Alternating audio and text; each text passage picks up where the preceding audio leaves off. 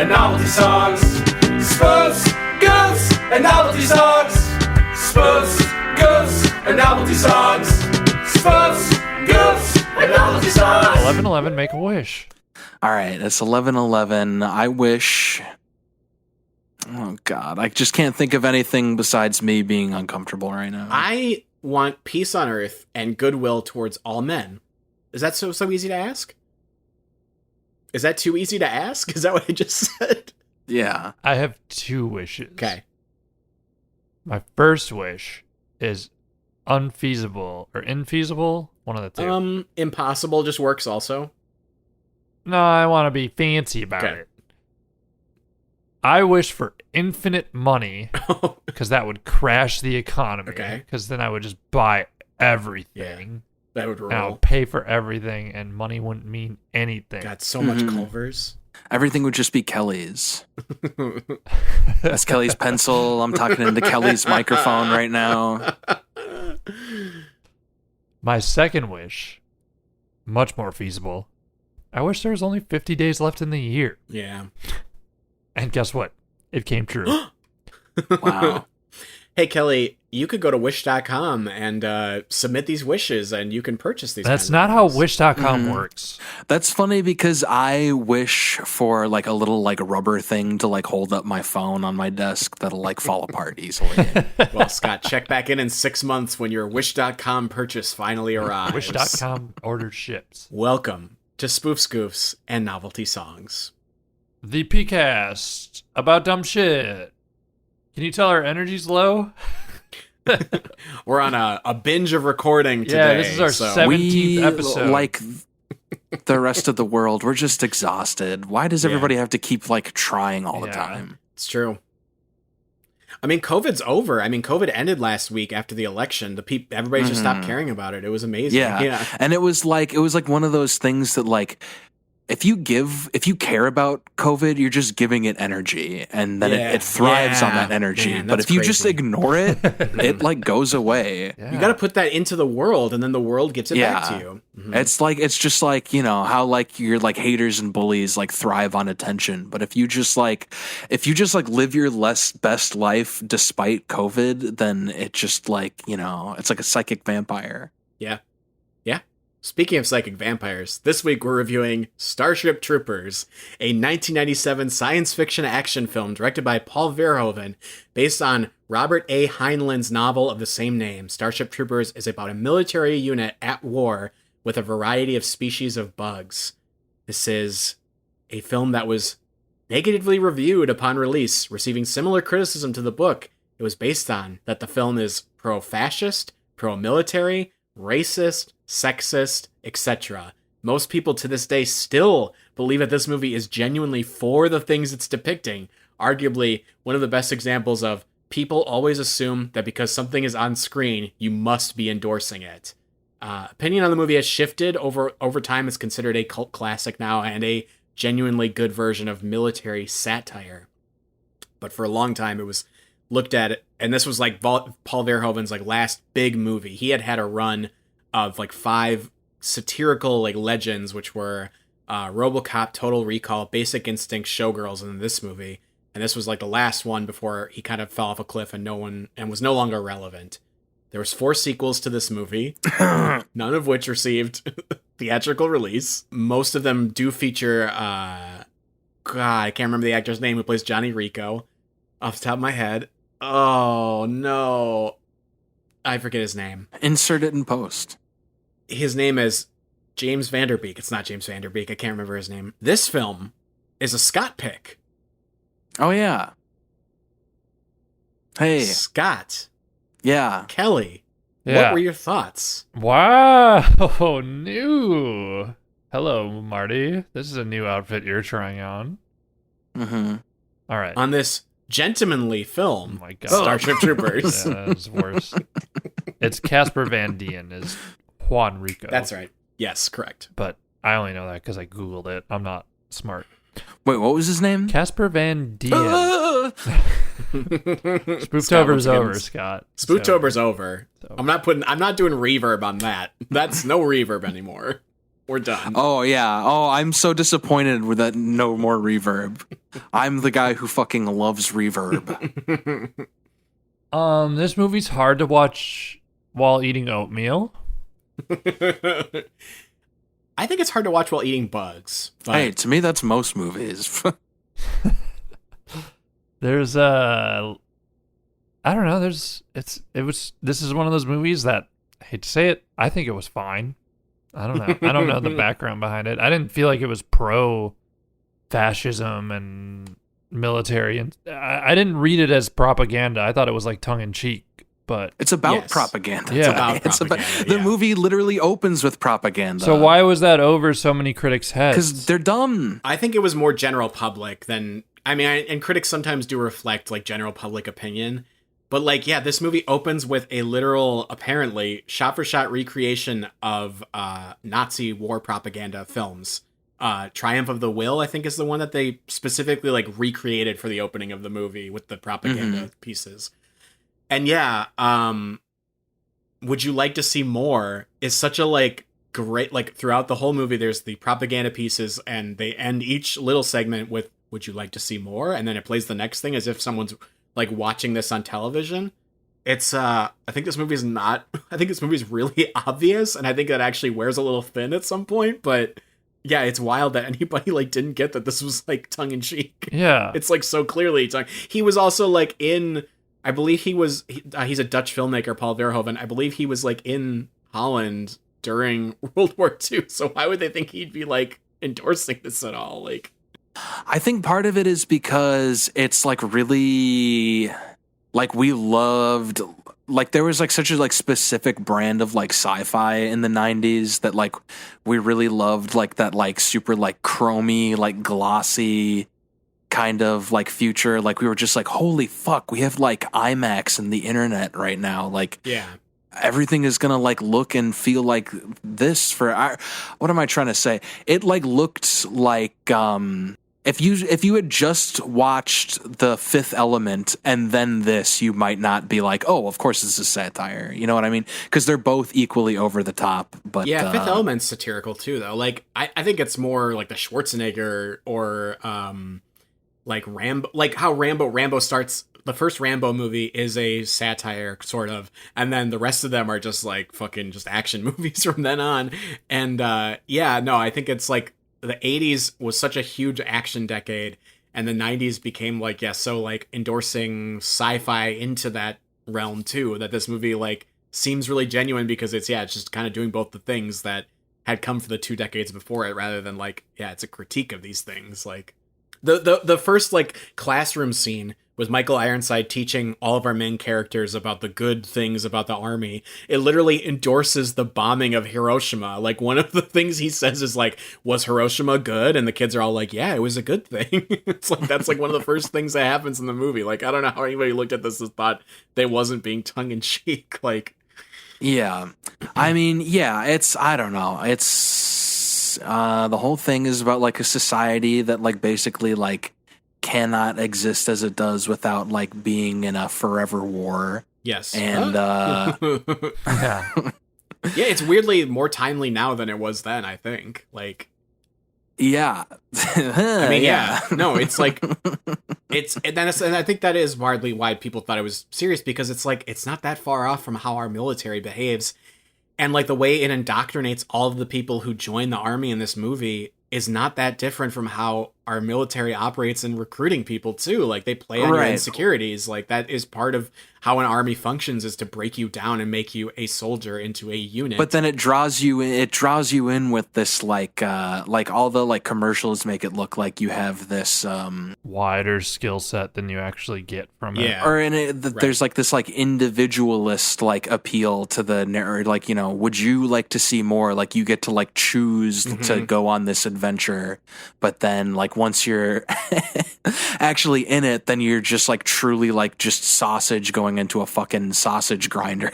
Yeah. I think that's why that Jesus, phrase is but so that phrase is so good in this movie. Like I really, that was the thing in watching this movie. I'm like, the would you like to see more is so good. It's such a good microcosm of the universe that it's set in. It's so clever and disturbing. Like just seeing that come on screen every Yeah. time, I was just like, oh, this is making me so uncomfortable. It's so this is like the best version of like how to do a 1984 adaptation, right? Like I think the way it shows the world that we're in, but doesn't reveal too much ever about like how fucked up this is. It doesn't and the characters don't think it's fucked up because this is all they have ever known, right? Like man, this movie is like the first half of this movie, I'll say, is like real good satire, I think. Yeah, the second half is like testosterone. Like it's like, oh, we're gonna just make the second half so that we have something to put into the trailer to sell this to like meatheads. It's kind of how it felt a little bit to me. It's a little bit like Borat, where like it can be enjoyed on two levels, one of them being like wrong. Yeah. Like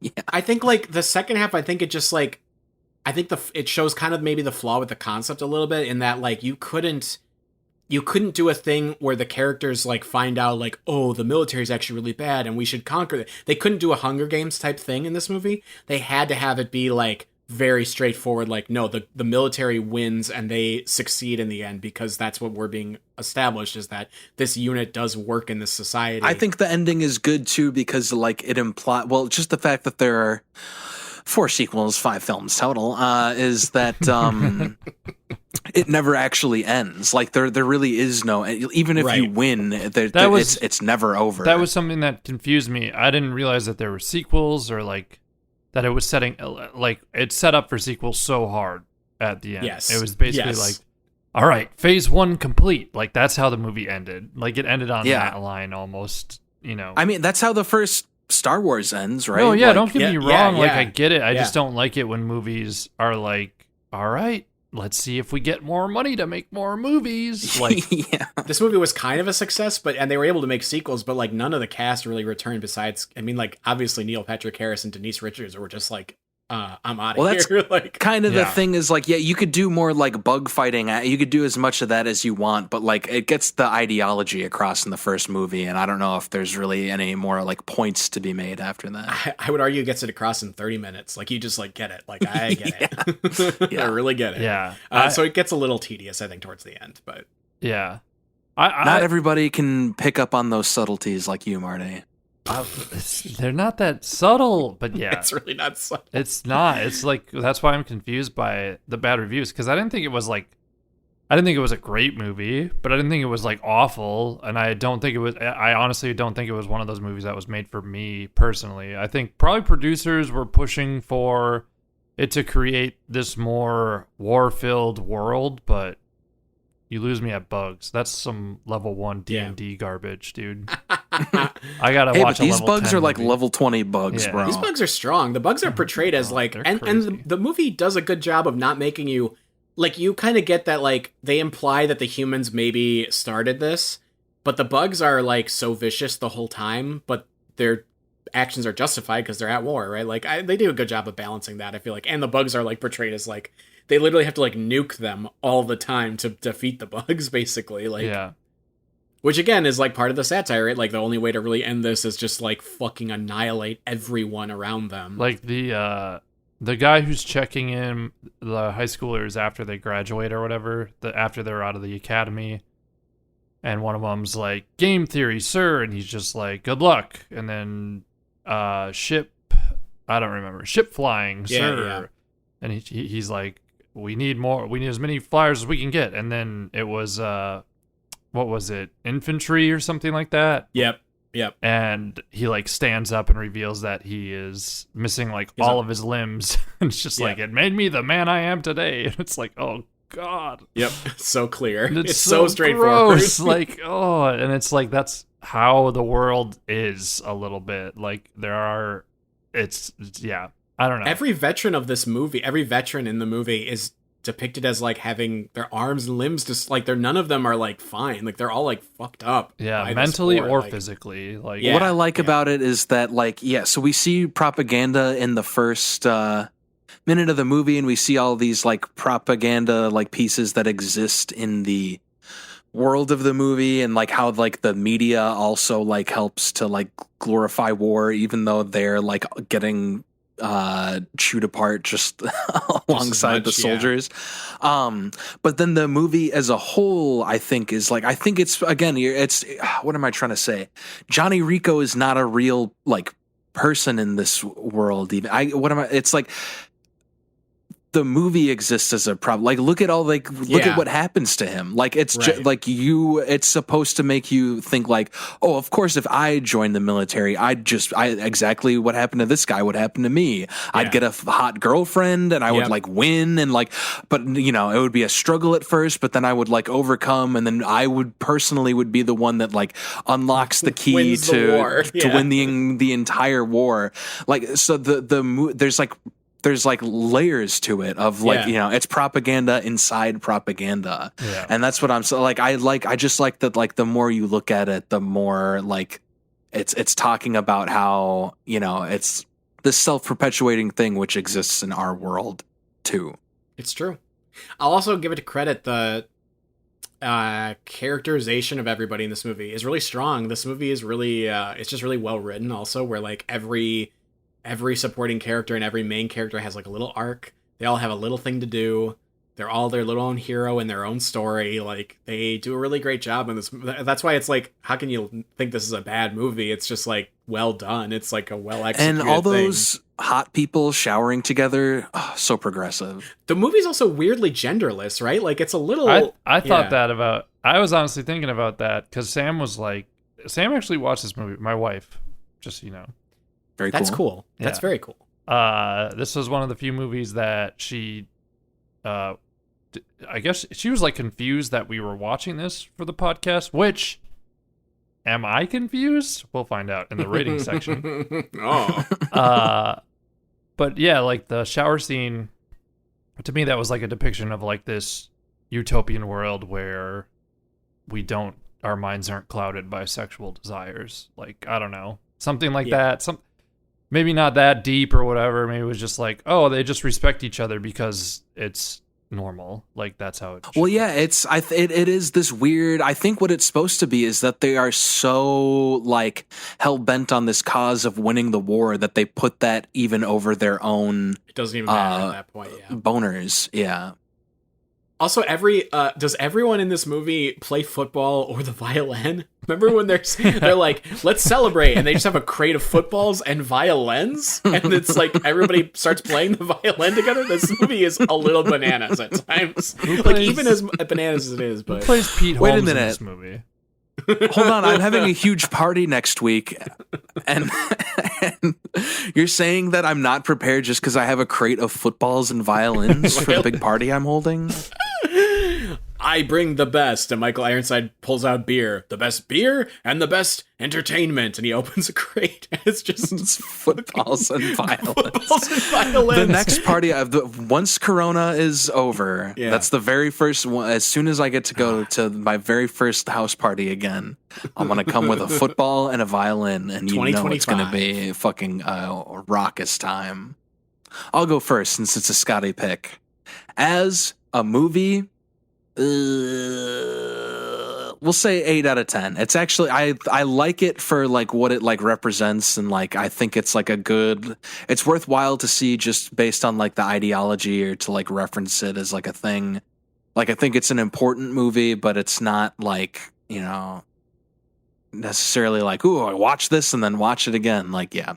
And then as a spoof, well, it's not a spoof, it's satire, but it's great satire. 9 out of 8 out of 10. 9 out of 8 out of 10. I'll let Kelly go last, and C is gonna have the hottest take, I think, on this. I'm gonna give it a 7 out of 10 as a movie. I think the movie, because of what it's trying to make, it's like a little limited. It can't really be better than what it is, but it's still good. It's just like, wow, it really couldn't be better than what this movie is. Because it's such a like simple premise, I think. I'm sorry. What? What does that mean? I mean, like, this movie can only be as good as it is, and it can't be any better than as good as it's exactly at. The idea of doing a war satire thing where you're pretty much just doing the thing you're making fun of, but so exaggerated that it's like obvious that it's a bit. It's like, It's limited by the premise. It's limited by the premise. That's what I mean. As soon as I decided to not be an asshole, I understood what you meant. It's limited by the premise and the execution, but at the same time, like, you can only execute it up to a certain... So well. Yeah. Because, like, the acting is, like, purposely really wooden and over the top in this movie, but it's perfect acting for the movie. It's just that it's, like, at the same time, it's, like, it's a little forced sometimes, but... Yeah. As a spoof, I agree with Scott. It's more of a satire than a parody, but I'm giving it an 8 out of 10 because I do think it spoofs military and war movies really, really well. Like all the little like reveal of the guy's legs. That's a great parody moment because it is like the presentation is that he's like saying like, "Oh, military is so great," and then it reveals that it's not great. It's a good little moment that's like making fun of how that stuff's done in other films, and even like the action in this movie is like a little parody of like war movies in general, I think. But it is more satire than parody because it's not obviously very specific and it's not done totally for laughs the whole time. But I give it a 6 out of 10 as a movie. I use this term a lot. It was fine. It's nothing to write home about. Maybe it's your cup of tea and then you really like it in the way that I really like SLC Punk. Or maybe it's not. It's a 0 out of 10 if you're eating oatmeal or another goopy type of food while they're dissecting those bugs, because that was gross. But as a spoof, I would give it, I don't know, a 2 out of 10, 1 out of 10. I don't really know if it's a spoof. I know it's satire. It's just like, and I hate to get semantic about it, but while I was watching it, I was very much like, why am I watching this? And it wasn't just because my wife was also watching it with me and enjoying it, which is rare for this cast. So you're welcome. For your pick, Scott? Mm-hmm. Oh, yeah, it was fine. This is one of those movies that I'm not upset that I watched. There have been other 6 out of 10 movies that I felt like have been a waste of my time. I don't think this one was like a waste of my time. I think it's like, oh, cool. Now I have knowledge of this and can reference it with nerds. Never, because COVID's happening and I'm never going to be at a bar ever And you again. don't get to go to those nerd conventions you love. Yeah, I don't. So, yeah, that's my take. Dragon Con. Wizard Con. I think we should maybe in the future, if we do a movie that's more satire than spoof, we should maybe have a satire rating instead of a spoof rating. Nope. How about that, guys? Hey, it's not- I think you should shut the hell up. Satire, goofs, and novelty songs. Yeah, you're right. Stay in your lane. Kelly, do you have a novelty song for us this week? It's my week to do this? Kelly, you said you were prepared for your Hold on. homework. Ignore the sound of my keyboard typing. All right. Well, I'm ignoring it, but you're still not talking. We're going to talk about Sam Spence. I want to talk about Sam Spence. Sam Spence, famous for doing the NFL Films music. I don't know if these would be considered novelty songs or not. Baby. No, I'm for it. But the 2 songs, I just want to go over a couple songs. Please tell me ding dong, ding dong, ding dong. Ding dong, ding dong, ding dong, ding, ding, ding dong. It's definitely one, but I think I have to find the title of it because I don't know what it is. I think it's just the bells, ringing of the bells song or the bell tolls song. Hell's Bells. Maybe it's a new game. Yeah, it's called A New Game. All right, so the 2 Sam Spence songs I want to go over today are Roundup and Power and Glory, A New Game. And that one's not even by Sam Spence. I guess it's by Tom Hedden. So great job, me doing the research beforehand. Fantastic. But I mean, but what are these? Where would you encounter these pieces of music? If you ever watch NFL Films, which honestly, NFL Films, they have a lot of money, so they do a really good job of making some fascinating footage and stories. So you think it takes really good? You think it takes a lot of money? Yeah, to I'm a make capitalist. really good God, stories? I thought you knew that. I'm a hardcore Oh, wow. capitalist. I love it. I'd say throw money at this problem, and then it's solved. Mm-hmm. That's why Avatar is your favorite movie. I love Avatar. I cannot wait for Avatar. Okay, excuse me. Throw money and time. I can't wait for Avatar and its 4 sequels. Money and time at this problem. Solved. NFL Films, they make movies about the TV, the football games that you watch. Marty, do you want to go? Do you have more details you want to share? I just feel like that's all you need to know. They make films about the TV with the football on. There you go, Kelly. That's More it. detail. That's all it is. Is basically, hey, every Sunday in the fall, people play football. Sometimes those football stories have narratives, and NFL Films takes those TV broadcasts. When Roger Pigskin threw the football, he threw it far and straight to the person he wanted to throw it to. When Dan Marino did not turn the laces in. Pretty much. This is exactly it. They earn a lot of money somehow. I think it's from people buying it.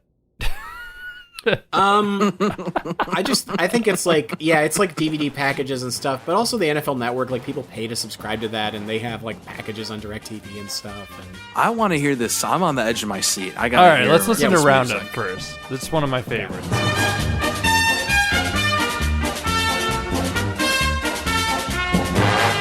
So that's the music they play when they have the two morbidly obese southern farmer twins walk out. Scott, what is your... the field. I want to watch... But what music do they play when they're doing football? I want to watch the football you're watching. That is... Okay, here's the thing. A lot of times NFL Films will do like a narrative over like a team's season. It won't just be like one game, right? So this would be like, in my opinion, the montage music that they would play. They'd be like, oh yeah, they just went on a real shopping spree, From taking out then on, team after team of they National Football League did a really good conference. job at winning the games. Yeah. So yeah, it's I just think it's a banger. That song's just a lot of fun. It's like, it sounds like victory. It's got the tubas in it. This one is by Sam Spence. I know that. Apparently there was a big Sam Spence like tribute concert in Green Bay in 2010, and I'm really mad that I wasn't there for it, and you also had no idea who the fuck Sam Spence was back then. Yeah. Because I would have loved to have gone to that, but apparently a lot of other people in Green Bay are well aware of what Sam Spence does, and they went to see it. Nearly 1,000 people turned out. People were dancing in the aisles like a Stop Making Sense screening. Yeah, pretty much. They were hiking the football around. They were tossing the pigskin around in their tuxes. This was in Green Bay, so like whenever 1,000 people turn out for they wheeled out 2 crates at the concert. 2 crates came out. Can you guess what was inside? No, what was inside? At the Sam Spence concert? What were they? 2 crates for all the people there. Footballs and violins. Come on. I don't understand this callback. What is this? Footballs and violins from the party that... Starship oh my God. From Starship Troopers. Before we move on to Power and Glory, a new game by Tom Hedden, I just want to note that Sam Spence faced a lot of criticism by... 2 film score enthusiasts who have pointed out his similarity of one of his more popular themes to several contemporary film scores. And you know what I have to say to those 2 film score enthusiasts? Buzz off, loser nerds. Nice. Sam Spence has made his mark in NFL Films history. I like it. It's good. Someone else could have done it. I don't give a rip. These songs are bangers. That's all I got to say. Power and Glory by Tom Hedden. Let's go ahead and listen to that one.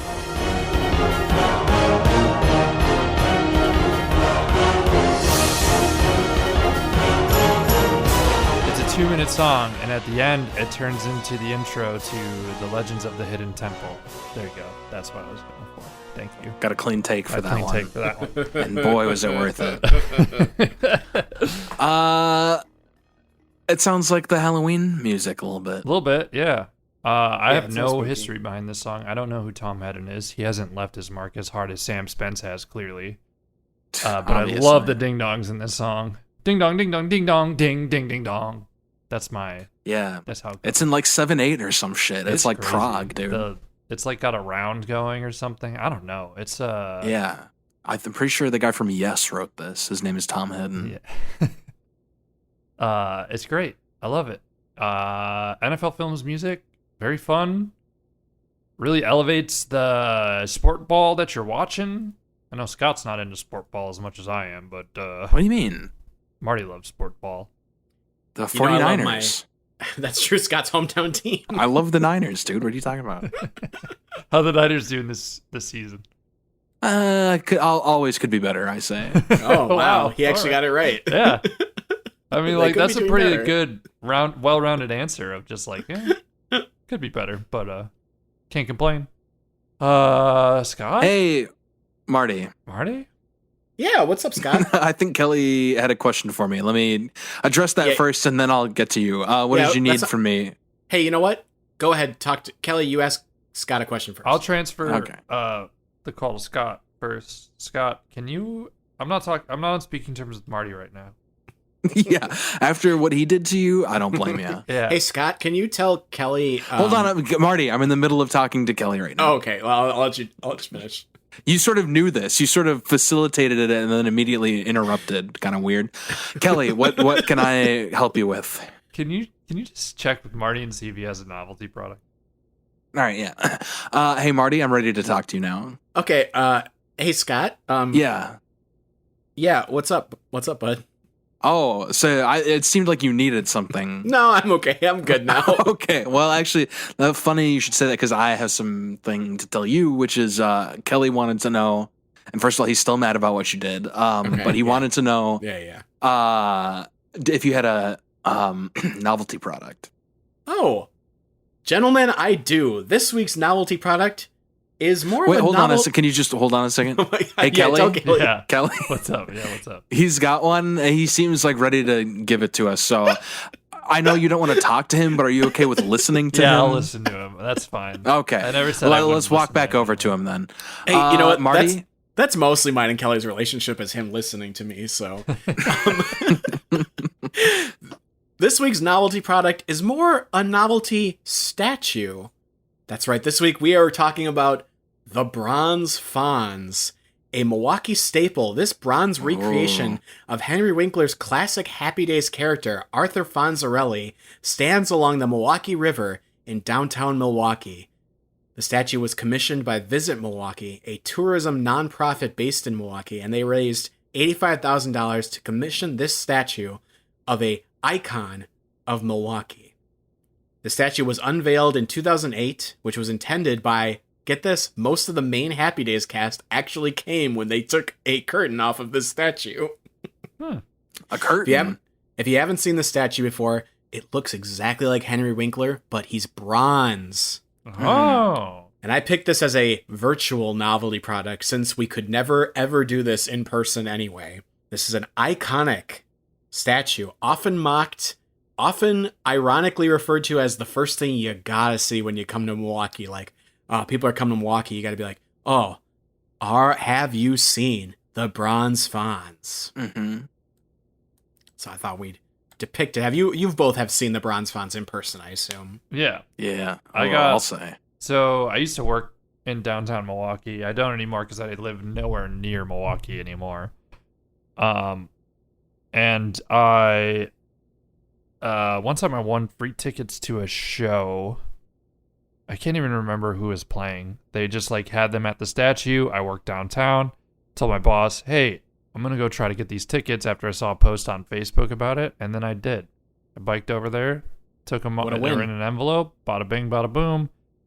And They just said, like, we left these by the Bronze yeah, Fawns. they like Go leave get him in his arms or something like that. Gotcha. Like tape it to him like with painter's tape. I don't really know. One of those types of things. And You say you don't really know, but you're giving specifics on the kind of tape. I don't know about this. well, I don't remember if it was taped or not. I remember it being like held by his thumbs up, but in the thumbs up that I'm seeing, that looks quite wide to put an envelope. Yeah. between. It'd be tough. You'd have to tape it. Yeah. Now, was it a big Pat Sajak giant, like, check envelope? God, I wish it was, because I would have saved it, kept it, put it on my wall. Wouldn't have gone to the concert. I also used to work in downtown Milwaukee, and I used to live downtown Milwaukee, and I used to walk past this statue every single day on my way to work. So, did the novelty wear off for you, Marty, when you walked past it? Oh. Yeah, is now it just that- a product now? To me, it's just a normal statue. I've seen it so many times. I don't even see Henry Winkler when I look at it. I just see the Bronze Fawns. It's its own thing. Wow. For this week's quiz, I'm going to test your knowledge of various statues and specifically their locations in the world. So I have a list of famous statues, and you'll get a point for guessing the country where the statue is located. If you can guess the city, that's going to be a bonus point. If the statue is inside the United States, I'll give you an extra point for the state that it's in. So for our first statue, gentlemen, you can just buzz in however you want. The Christ the Redeemer Ding statue. ding, Rio de Brazil. Scott comes in hot with 2 points right off the bat. Number 2, the Thinker. Ding ding. Kelly. Wait, where it is now? Yes, Oof. I think. Paris? Paris? What country is that in? France? Kelly gets 2 points for Paris, France. Nice. Number 3. I have All 8 total. going according to plan, Kel. Yeah. Tied up. Really crushing this. The Great Sphinx of Giza. Ding ding, Egypt, Africa. Oh, no. Egypt is the country. The city is... Cairo.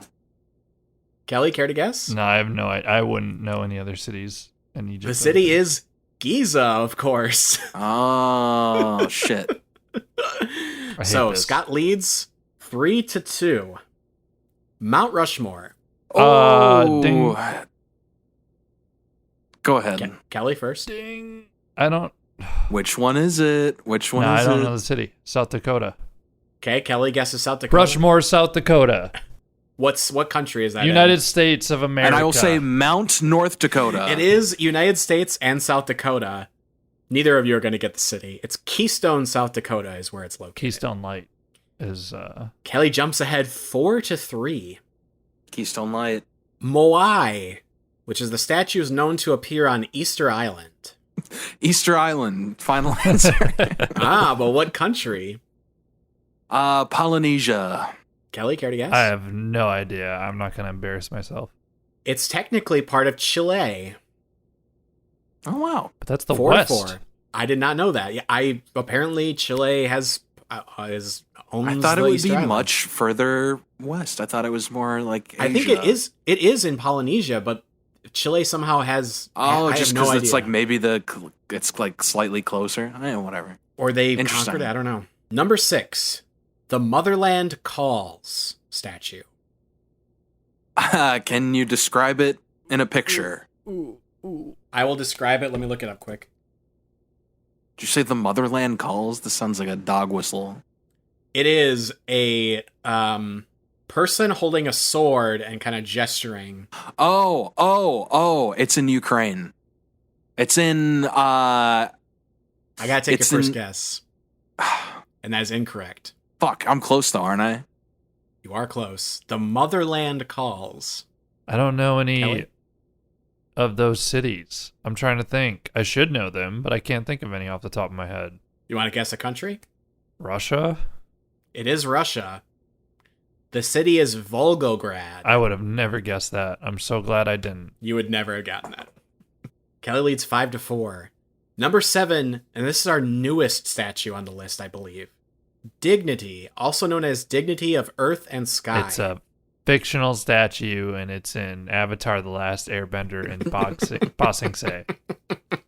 It is located in one of the countries that we have listed previously. Can't be America, because we have no dignity here. Am I right, fellows? Yeah, we used to have Bob Dignity. Steve Hope.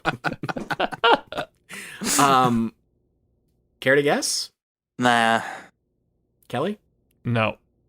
This is in the United States, in South Dakota, in Chamberlain. It sits along the Missouri River. What does it sit for? What does it represent? It's a statue of, I believe, a Lakota woman. All right. I'm for it. Have you seen this statue? I all have seen for the it. statue, yes. Oh, you personally saw this statue, this I have- obscure statue?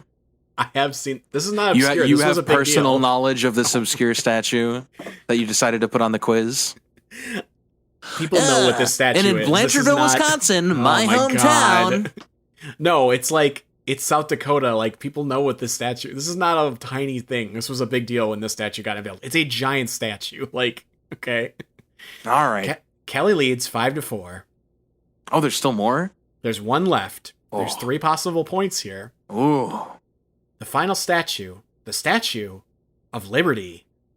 New York. New York, New York, baby. New York.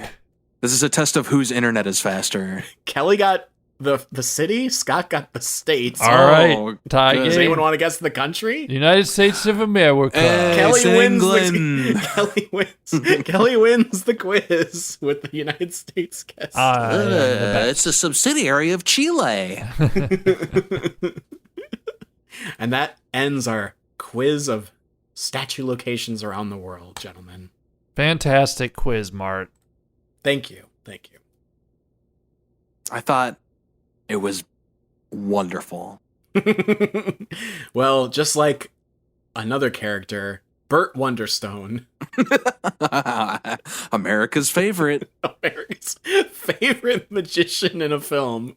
Do we have to go off on a high note here, or can we just like snooze off a little bit? Yeah, we can just take a nap. You guys want to take a nap? No, let's fade it out like a song off the White Album. Just like it's just us Okay. prattling on about dumb shit. Yeah. And we slowly fade out like we're It's- trailing like we're off jazz. into the distance. Yeah. Yeah. Okay. Sounds good. Kelly, what did you eat today? I was just gonna talk about Jack White, and does he? Oh have wait, an first of album all, called just The White really Album? quick, thanks for listening. We really appreciate it. Okay. Okay, now Okay, Kelly, good. what I'll did you keep eat? taking Jack it. White? Yep. I'm You ate Jack hungry. I White? just had a egg sandwich earlier, but I want something else because Yeah, I'm hungry. it's like 4:00 and we just recorded for 4 hours. I'm legitimately I know. exhausted right now.